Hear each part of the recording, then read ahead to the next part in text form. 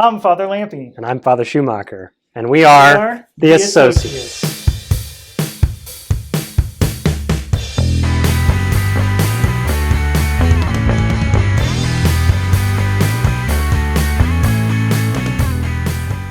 Okay, so let's go to another set of questions. We're going to combine two questions together. Are we living in the apocalypse now? We know that there are very hard times of persecution and martyrdom coming. How should we prepare ourselves, our children, and all Christians to stand up for the truth and fight for our Lord Jesus Christ and Holy Mother Church? Good. Yeah, kind of heavy theological and practical questions. Are we living in the apocalypse now? We don't know, I guess, is the final answer to that question. But a good answer that I've heard proposed by other Catholic apologists is we've been living in the apocalypse since Christ rose from the tomb. When St. Paul talks about the end times, as he says several times in his letters, or when St. John, describing the heavenly realities in the book of Revelation, speaks of the period of travail that the church will be in, the woman wailing to give birth, right? The plagues and the persecutions that will come, right? They're speaking of the end times as if they're already in them. We've been in the end times since Christ changed the world with his incarnation and with his resurrection. The world turned on its axis at that moment, and it's never been the same, and that is the defining moment of the history of the world until he comes again. So, yes, we are in the apocalypse now. The church has been persecuted in every age. Thank God that it is not always persecuted in every place, and that we do have some kind of peace, mostly in our own times, where we live. But we always have to be ready for, as the other question asks, persecution and martyrdom. That's the ordinary mode of the Christian life, because the first Christian disciples endured persecution and they rejoiced for it.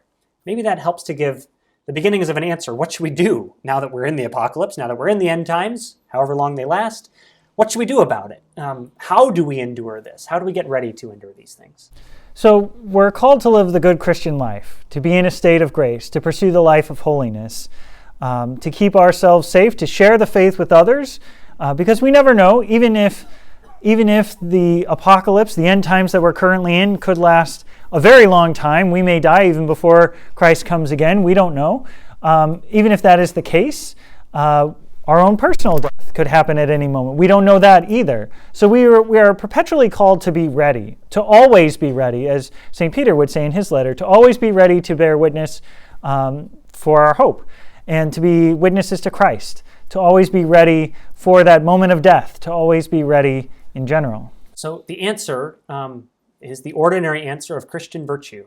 Live the virtues, faith, hope, and charity, prudence, temperance, justice, fortitude, all the other virtues, right? You need to have those as an ordinary matter.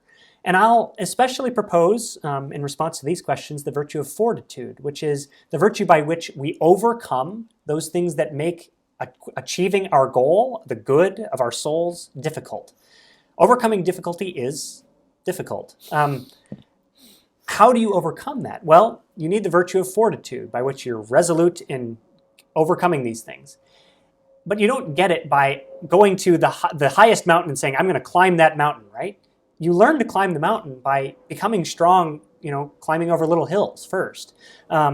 Anyone who's had to recover from an injury or a sickness knows this, that you suddenly are unable to do things that were even normal to you before, and you actually have to build up your strength. This is a model for the virtues. Just like your body can build up in strength, so the virtues. You build up spiritual strength by doing repeatedly ordinary actions that help you to acquire these virtues. So in your ordinary life, when you face some difficulty, even if it's mundane and ordinary, make your resolution, decide to do it, and offer it for Christ, and ask him for the gift to be resolute in following his will, no matter what it is. That's the way to prepare for persecution and martyrdom that may come.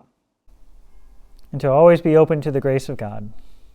Be sure to subscribe to our YouTube channel so that you will be notified when a new episode is released. New episodes of Ask the Associates come out every Wednesday.